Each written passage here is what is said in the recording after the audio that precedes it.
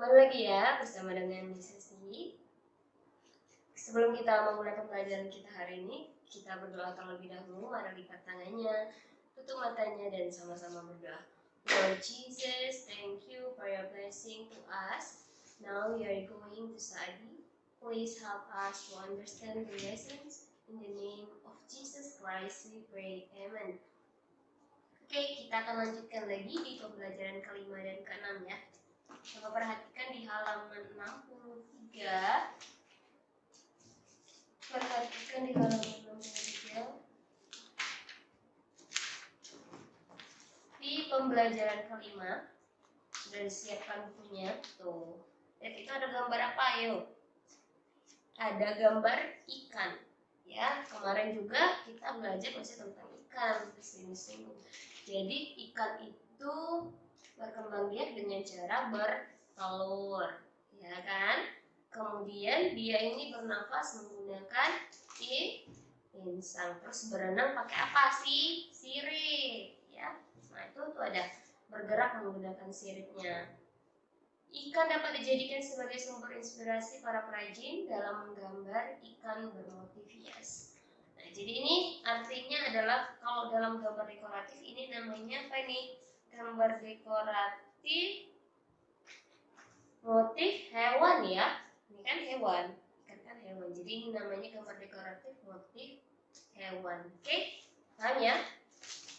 Dan jangan lupa, ulangi sekali lagi, ikan bernafas dengan insang. Kemudian dia bergerak menggunakan siripnya ya untuk berenang. Oke, paham ya? Sekarang kita lanjutkan lagi tentang perkalian. Perhatikan di halaman 65, di halaman 64 dan 65 deh. Tuh. Kalau yang di halaman 65 itu ada 4 soal ya. Ada 4 soal yang namanya soal cerita. Ya, mesti ingatnya dulu sekali lagi ya, kelas 3 itu harus rajin belajar. Tidak bisa atau tidak boleh bilang masih kecil, kelas 3 nggak kecil lagi, udah besar ya. Karena sebentar lagi kelas 3 akan ikut tes, yang akan dites apakah anak kelas 3 cocoknya memang di kelas 3 atau bahkan jatuh ya, atau di kelas 2 atau kelas 1 contohnya. Jadi jangan pernah mengeluh untuk belajar ya, untuk melatih anak-anak. Kenapa Miss selalu ada? Karena memang bukunya juga ya, satu karena memang bukunya juga yang ada soal HOTS. Itu anak-anak nggak boleh menyerah untuk menjawabnya ya. Anak-anak harus berusaha untuk menjawab dari soal HOTS tersebut. Karena nanti ada tes-tesnya seperti itu ya. Tes-tesnya jenis-jenis soalnya seperti itu. Ya, jadi harus semangat untuk mengisi jawaban, jangan mengeluh ya. Ingat, kelas 3 itu sudah besar. Ya, paham? Oke, kita lanjutkan lagi.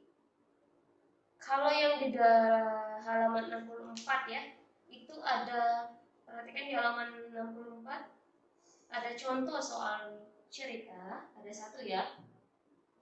Perhatikan contoh perkalian berikut ini. Tuh, lihat di bagian yang tebal, yang bercetak tebal ya. Kita lanjutkan ke bawah. Sebuah peternakan ikan hias dapat menghasilkan 140 ekor dalam waktu 1 bulan. Ingat, 140 ekor dalam 1 bulan. Kalau dalam soal ceritanya lebih sulit lagi ya, matematikanya agak lebih sulit lagi. Kita harus ingat angka-angka berapa saja sebelumnya ya, seperti itu ya. 140 ekor dalam 1 bulan. Berapa banyak ikan hias yang dihasilkan peternakan tersebut dalam waktu 2 bulan ya. Jadi artinya adalah 140 itu ya, perhatikan 140 itu untuk yang contoh ya.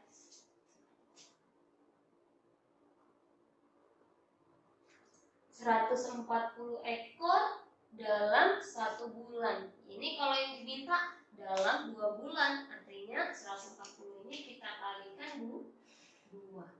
Ingat ya, kemarin sudah disinggung ya. Kalau dalam perkalian komutatif itu biasanya dibalik bisa ya. Jadi misalnya 140 dikali 2 sama dengan 2 dikali 140. Itu sama ya. Itu Itu namanya adalah perkalian komutatif. Ya, paham ya? Nah, sekarang kalau di dalam contoh tersebut sudah ada jawabannya ya. Di situ ditulis jawaban. Masih ingatkah perkalian yang sudah kamu pelajari sebelumnya? Oke, kita lewatin ya. Kalau di situ ditulis 140 ditambah 140 sama dengan 280. Sama dengan 140 itu kita kalikan 2. Ya, hasilnya sama 280 juga. Tapi kalau dalam soal tersebut, dalam perkaliannya ditulis ya, dalam perkalian ditulis berapa tuh? 2 dikali 140. Ya, hasilnya sudah kelihatan 280. Dari mana 280? Anak-anak bisa carinya seperti ini ya. 140 kita kalikan 2. Dengan cara bersusun ke bawah. Jadi yang pertama adalah 2, kita kalikan 0. Hasilnya tetap 0. 2 kita kalikan 4 adalah 8. Ya. Kemudian 2 kita kalikan 1. 2 kali 1 berapa? 2. Ya. Jadi 280. Itu kenapa hasilnya adalah 280 ya. Paham ya? Oke. Lanjut. Perhatikan kalian. Oke. Itu untuk sifat pertukarannya yang ini ya. Tapi kalau dalam soal cerita itu dapatnya seperti ini. Ya. Paham ya? Nah, karena yang di dalam contoh ini agak ribet sekali, jawabannya banyak sekali. Miss kasih contoh untuk yang halaman 65. Perhatikan di halaman 65, Miss kasih jawaban dan sekalian contoh untuk kalian. Nomor 1. Cara menjawabnya seperti ini aja ya. Jadi misalnya nomor 1 itu ada soal, Budi memiliki 2 ember berisi ikan hias. Setiap ember berisi 230 ekor. Berapa banyak ikan hias Budi semuanya? Ulangi sekali lagi ya. Budi memiliki 2 ember berisi ikan hias. Ya, jadi ada 2 ember. Kemudian setiap ember itu berisi 230 ekor. Berapa banyak ikan hias Budi semuanya? Wah, banyak sekali ya ikannya ya. Oke, cara mengisinya. Jadi pertama kalian tulis dulu. Kalau dalam perkaliannya bagaimana? Ini jawab ya. Langsung ke bagian jawabannya.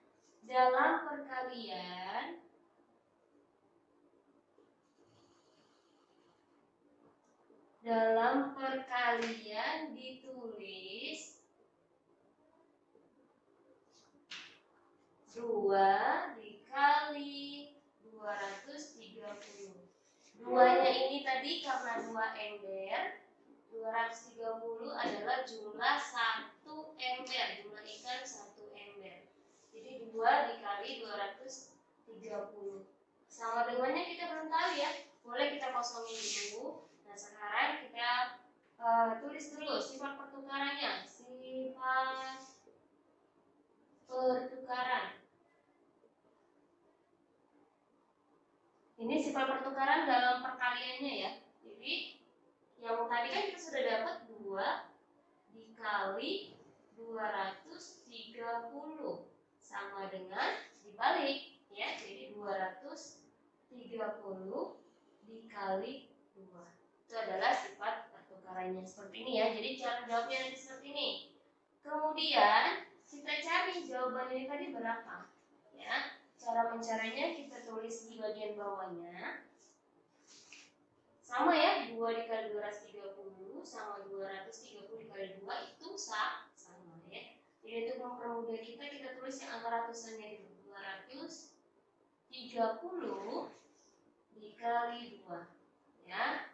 Sama ya, 230 dikali 2 atau 2 dikali 230. Tapi biar gampang, cara yang paling banyak dulu baru dikalikan dengan yang paling sedikit biar jalannya tidak terlalu jauh ke bawah. Oke, jadi 230 dikali 2. Masih ingat ya, pertama yang sebelah kanan dulu. 2 dikali 0. Ya, yang pertama perhatikan dulu yang bagian bawah itu kita kalikan dengan yang atas dari yang sebelah kanan, baru terus ke kiri. Jadi 2 dikali 0. Ingat ya, masih ingat ya, hasilnya tetap 0. Kemudian 2 dikali 3. Berapa 2 dikali 3? 2 dikali 3 adalah 6. Tulis 6. Kemudian 2 dikali 2. 2 kali 2 berapa? 4. Tulis 4. Jadi hasilnya adalah 460. 230 dikali 2 adalah 460. Ulang sekali lagi, dari mana dapatnya ya? 2 dikali 0 adalah 0. 2 dikali 3 adalah 6. Ya. 2 dikali 2 adalah 4. Jadi hasilnya adalah 460. Nah, baru kita bisa pindahin 460. Ya. Jadi cara jawabnya seperti ini ya. Ini untuk soal nomor 1 sudah Miss tulis jawabannya di papan tulis. Ini untuk soal nomor 1. Kemudian untuk nomor 2, 3 dan 4 itu kalian tulis sendiri cari jawabannya. Ikutin ini ya, jalannya seperti ini. Oke, paham ya? Ini yang harus kalian jawabnya seperti ini. Untuk nomor 2, 3 dan 4. Oke, kita lanjutkan ke halaman 66. Di halaman 66 itu di bagian bawah, langsung saja ke bagian bawah, itu ada survei karakter. Hanya ada satu soal. Anak-anak artinya harus jawabnya sendiri secara mandiri. Jangan lupa baca teksnya terlebih dahulu yang bagian atas untuk dapat menjawab bagian bawah ya. Pilih salah satu jawaban yang paling tepat. Oke, itu untuk yang survei karakter. Selanjutnya di halaman 67 yang soal HOTS bagian atas ya, perhatikan. Ada bacaannya, pertumbuhan ikan ada yang berbeda-beda. Ada ikan yang dapat tumbuh besar seperti ikan paus, dan ada juga yang tidak dapat tumbuh besar seperti ikan teri. Tahu ikan paus? Oh ya, bisa sekali ya, atau pernah nonton ya kan. Kemudian ikan teri, tahu ikan teri nggak? Apa yang sering dibeli mama di pasar itu kecil banget ya. Atau kalian boleh cari-cari informasinya. Ikan teri itu seperti apa sih, bentuknya seperti apa, ukurannya seperti apa. Mungkin anak-anak yang sekarang mungkin jarang kedengaran ya. Kalau ikan paus, oh gede sekali ya. Boleh juga dicari informasinya ya, perbedaannya. Jadi kalau ikan paus itu gede banget, bahkan melebihi manusia ada. Tuh, kalau yang ikan teri, wah jauh sekali, kecil-kecil banget ya. Nah, sekarang pertanyaannya adalah sebutkan ikan yang tumbuh besar. Jadi kalian sebutkan ikan-ikan apa aja, misalnya yang ada di laut, yang tumbuh besar ya, selain dari ikan paus. Itu sejenisnya apa? Misalnya mungkin ada apa, yuk? Iya, ada lumba-lumba mungkin. Terus ada apa lagi? Ada hiu. Ada apa lagi ya? Nah, nanti kalian catat ya. Selain dari yang sudah kita sebutkan tadi, boleh ditulis. Yang Miss jawab tadi boleh ditulis, tapi yang selain dari yang kita sebutkan tadi, coba kalian cari informasinya ya, kalian tulis apa saja selain yang kita sebutkan tadi. Oke, kalian jelaskan dengan baik dengan kalimat yang bagus. Jangan langsung to the point. Misalnya ikan apa saja selain apa? Ikan paus ya tadi ya dibilang. Langsung tulis lumba-lumba. Nggak boleh seperti itu ya. Kalimatnya harus bagus. Jadi misalnya boleh diulangi soalnya, boleh. Jadi misalnya pertumbuhan ikan ada yang berbeda-beda. Ada ikan yang tumbuh besar seperti ikan paus, dan ada juga yang tidak dapat tumbuh besar seperti ikan teri. Ikan yang tumbuh besar selain ikan paus yaitu atau adalah, boleh ya, misalnya lumba-lumba, kasih koma, hiu, kasih koma, terus apa lagi ya, kalian sebutkan. Oke, itu untuk yang soal HOTS. Jangan lupa seperti biasa, untuk yang soal HOTS itu ditulis di kertas, baru nanti kalian necis ya di dekat bagian soal HOTS-nya. Jadi bisa cek nanti apakah jawabannya sesuai dengan soalnya ya. Oke, paham ya? Selanjutnya di pembelajaran ke-6, masih di halaman 67. Perhatikan itu ada beberapa gambar. Itu gambar apa? Yang kalian tahu itu yang mana? Mungkin hanya yang sebelah kanan, yang sebelah kanan ya. Kalau kalian lihat tuh ada sebelah kanan, apa itu? Kupu-kupu. Iya. Ini kita belajar tentang kupu-kupu. Jadi selain tumbuhan, hewan selain tumbuh dan juga berkembang biak, salah satu perkembangbiakan hewan yang unik yaitu terjadi pada kupu-kupu. Itu yang kemarin disebutkan, yaitu metamorfosis ya. Jadi metamorfosis itu tuh terus ya, bertumbuh terus. Jadi misalnya seperti ini ya. Ini adalah kupu-kupu. Kupu-kupu ini merupakan salah satu dari metamorfosis sempurna. Ya, nanti apa itu metamorfosis sempurna? Nanti bisa jelaskan selanjutnya ya di bagian halaman selanjutnya. Tuh perhatikan, dimulai dari apa tuh? Dari telur, kemudian menjadi larva. Larva ini atau artinya adalah ulat ya, kemudian berubah lagi seiringnya waktu lagi berubah menjadi pupa atau kepompong. Baru dari kepompong ini akan berubah menjadi kupu-kupu dewasa ya. Terus seperti itu, sama seperti yang kemarin sudah dijelaskan, kayak ayam dari telur menetas jadi anak ayam, jadi induk ayam, terus bertelur, menetas jadi anak ayam, jadi induk ayam. Terus ya, sama halnya ini dengan kupu-kupu ya. Kalau ini